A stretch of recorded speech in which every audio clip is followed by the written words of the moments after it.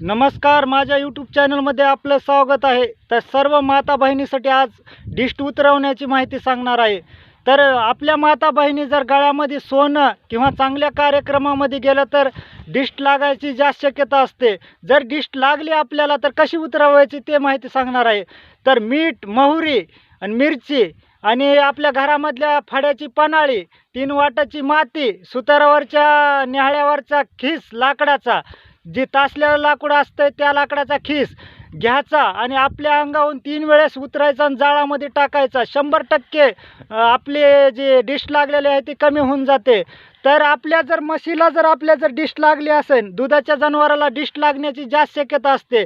तर पाहू शकता ही जी माझ्या हातामध्ये आहे ती डिस्ट लागू नये म्हणून आहे मित्रांनो. कारण कवडी, बिबा आणि कातड ही आणि एक कुलूप जर आपल्या म्हशीच्या गळ्यामध्ये बांधलं तर आपल्या दुधाच्या जनावराला 100% डिस्ट लागत नाही. जय हिंद, जय महाराष्ट्र.